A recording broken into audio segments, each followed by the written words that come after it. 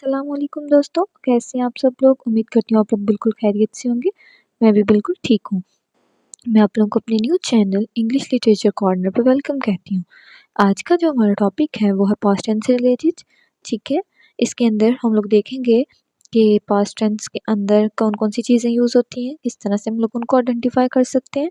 ठीक है, तो मैं आपको हर चीज़ जो है वो एक्सप्लेन करूँगी।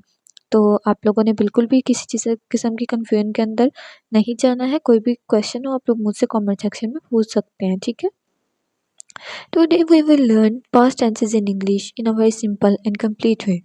After this lecture, you will be able to speak about past confidently, understand stories, events, and experiences, use correct grammar in exams and daily life. Okay? हम देखते हैं कि past tense की 4 टाइप्स होती हैं। past simple tense, past continuous tense, past perfect tense, past perfect continuous tense. Okay, तो past simple tense जो होता है वो हमें बताता है कि कोई भी जो एक्शन है वो कंप्लीट हो चुका हुआ है। ठीक है, past simple tense is used for complete actions in the past. Actions जो फिनिश्ड हो चुके होते हैं ना उनको ये आइडेंटिफाई करते हैं। ठीक है, उनको ये टारगेट करते हैं। इसके अंदर हमारे पास subject plus second form of verb plus object होता है। आपको पता होना चाहिए कि वर्ब्स की 3 फॉर्म्स होती हैं। एक प्रेजेंट वाली जो होती है वो फर्स्ट फॉर्म होती है, जो सेकंड वाली होती है वो पास्ट में यूज़ होती है और जो थर्ड वाली होती है वो हम लोग ये परफेक्ट वगैरह टेंसेस के अंदर यूज़ करते हैं। ठीक है, तो हम लोगों ने देखा कि जो हमारे पास पास्ट सिंपल टेंस है वो subject plus second form of verb plus object के मिलने से बनता है। इसमें अगर मैं आप लोगों को थोड़ा-सा एक्सप्लेन करूँ, तो मैं आपको बताती हूँ कि उर्दू में अगर लिखा हो कि मैं स्कूल गया, उसने खाना खाया, उन्होंने क्रिकेट खेली, हमने बातें की, तो इट मीन्स कि ये गया, खाया, खेली, की, मैं रोई, रोई। तो इस तरह के जो वर्ड्स हैं बेसिकली ये हमें बता रहे हैं कि कोई भी एक्शन जो है वो कंप्लीट अप हो चुका है। तो ऑब्वियसली सी बात है कि जब कोई चीज़ कंप्लीट हो चुकी है और वो भी कंटिन्यू भी नहीं है, वो परफेक्ट में भी नहीं है, वो परफेक्ट कंटिन्यूअस में भी नहीं है, तो फिर वो क्या है? वो सिंपल है। तो जब वो सिंपल है तो वो क्या होगी? Past simple tense. ओके, आपको इस बात की समझ आ रही है? तो जब भी हमारे पास पास्ट सिंपल टेंस होगा उसमें सिर्फ आपने इतना याद रखना है कि second form of verb use होगी। ठीक है, कोई लंबी चौड़ी इसकी बातें नहीं है, सिर्फ पास्ट के अंदर जो सिंपल वाला टेंस है उसके अंदर second form of verb use हो रही है। हम लोग लिखेंगे आई वेंट टू स्कूल। ठीक है, फर्स्ट फॉर्म तो गो होती है ना, सेकंड फॉर्म होती है वेंट, तो हम लिखेंगे I went to school, she ate food, they played cricket. Okay, अब आप लोगों ने देखना है कि इसको नेगेटिव कैसे बनाते हैं। सबसे पहले हमारे पास सब्जेक्ट आता है, फिर हम लोग डिड नॉट का यूज़ करते हैं और उसके बाद हम बेस वर्ब लगा देते हैं। अब मैं आपको बताती हूँ कि देखिए जब हमने प्रेजेंट का टेंस पढ़ा था उसमें हम लोगों ने देखा था कि एस जब भी हमारे पास लगा होता था तो वो डू डज में कन्वर्ट हो जाता था नेगेटिव बनाते हुए। लेकिन इसके अंदर हमारे पास ही शीट यूज़ हो रहा है, आई विल यू यूज़ हो रहा है, कुछ भी यूज़ हो रहा है, तो उसके साथ हमारे पास हमेशा डिड का इस्तेमाल होगा। कोई भी नहीं हमने आइडेंटिफाई करके रखना कि ठीक है डिड आई वी के साथ आना है या ही शीट के साथ आना, इस तरह से कोई बात नहीं है। पास्ट सिंपल टेंस का एक यही खासियत होती है कि उसके अंदर डिड जो है वो सारे जो हमारे पास प्रोनाउंस होते हैं उनके साथ लग जाता है। ठीक है, क्वेश्चन बनाने के लिए हम लोग लिखेंगे कि डिड जो होगा वो फर्स्ट पे आ जाएगा, subject plus base verb last पे आ जाएगा, लास्ट पे क्वेश्चन मार्क्स आ जाएगा। ठीक है, नेगेटिव बनाने के लिए हम लिखेंगे I did not go, she did not eat. ठीक है, और इसके अंदर जो हमारे पास क्वेश्चन बनाने के लिए होगा फिर वो लिखा जाएगा did you go, did she eat. Okay, इस तरह से कंप्लीट जो एक्शंस हो चुके होते हैं, पास्ट हैबिट्स जो होती हैं या स्टोरीज जो होती हैं वो मोस्टली पास्ट सिंपल टेंस में लिखी जाती हैं। ठीक है, वो लाहौर में रहता था, ही लिव्ड इन लाहौर, तो डैट मीन्स कि शो कर रहा है कि कोई भी काम कंप्लीट हो चुका है, तो डैट्स वाई यहाँ पे second form of verb use हो रही है, ही लिव्ड इन लाहौर। ओके, आप लोगों ने एक बात और चीज़ याद रखनी है कि जब हम लोगों ने डिड का फॉर्म लगा लेनी है ना नेगेटिव बनाने के लिए, क्वेश्चन करने के लिए, तो डिड तो पहले ही डू की सेकंड फॉर्म है, तो जब सेकंड फॉर्म हम 2 दफ़ा नहीं यूज़ करेंगे। ठीक है, तो जब डिड जो है वो सेकंड फॉर्म के तौर पर आ गया है तो बाद में जो उसके जो वर्ब आएगा वो बेस वर्ब आएगा। ठीक है, इज़ इट क्लियर? नेक्स्ट आ जाता है हमारे पास past continuous tense. Past continuous tense बहुत मज़े का टेंस है। इसमें क्या होता है, कोई भी पास्ट में जो वर्क हो रहा होता है वो चल रहा होता है अभी। ठीक है, जो काम माजी में जारी था। इसमें जो स्ट्रक्चर होता है हमारे पास वो होता है subject plus verb plus ING. ठीक है, आई वॉज स्टडिंग, मैं पढ़ रहा था, वो खाना पका रही थी, वो खे रहे थे। यानी पास्ट में कंटिन्यू वर्ब जो होता है उसको हम पास्ट कंटिन्यूअस टेंस कहते हैं। ठीक है, तो इसमें हम लोगों ने बस ये देखना होता है कि जो सिंगल वर्ब्स होते हैं ना, सिंगल प्रोनाउंस होते हैं, उनके साथ हमारे लिए वॉज का यूज़ होता है, और जो प्लूरल होते हैं ना उनके साथ हमारे पास वर्ड का यूज़ होता है। ठीक है, जैसे कि आई जो है वो सिंगल है ना, तो उसके साथ वॉज आएगा। शी जो है वो सिंगल है तो वॉज आएगा, लेकिन दे जो है वो प्लूरल है तो इसलिए उसके साथ वर्ड आएगा।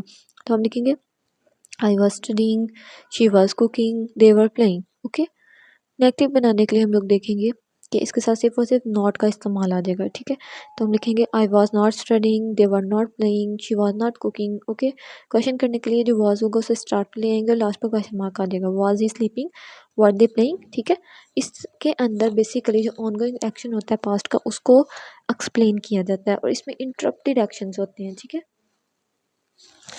I was sleeping when you called.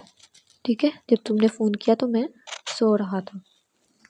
It means कि यहाँ पर जो काम है सोने का वो कंटिन्यू है, तो ये पास्ट कंटिन्यूअस टेंस है।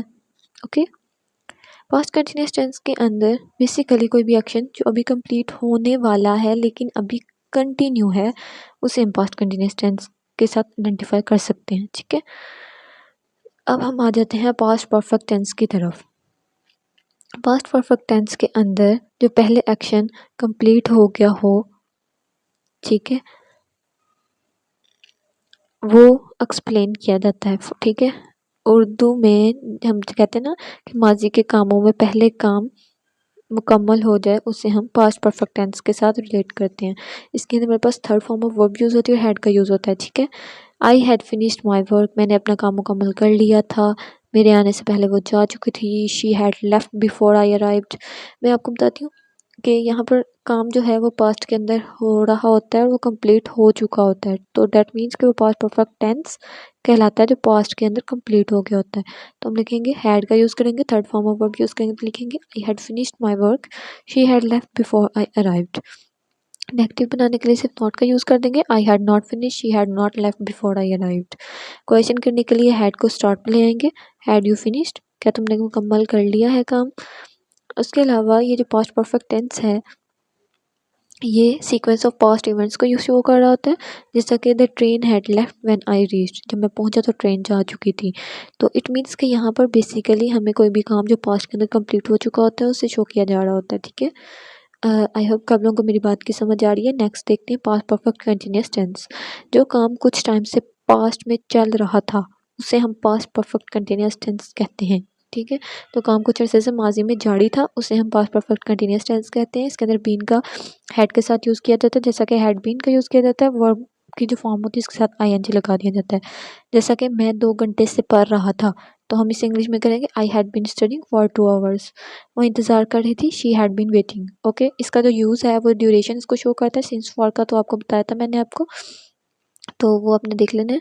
और जो पहला लेक्चर था मैंने आपको टेंसेस के अकॉर्डिंग बताया था, उसमें मैंने आपको सिंस और फॉर का डिटेल ओवरव्यू बताया था। इसके अंदर हम लोग देखते हैं वो 3 घंटे से खेल रहे थे, ये एग्जांपल है, तो हम क्या लिखेंगे, they had been playing for 3 hours. मैं सुबह से काम कर रहा था, I had been working since morning. ठीक है, अब हम लोग कंपैरिजन कर लेते हैं। थोड़ा सा कंपैरिजन इस तरह से करेंगे कि अगर सिंपल टेंस है मैंने खाना खाया तो हम लिखेंगे आई एट फूड।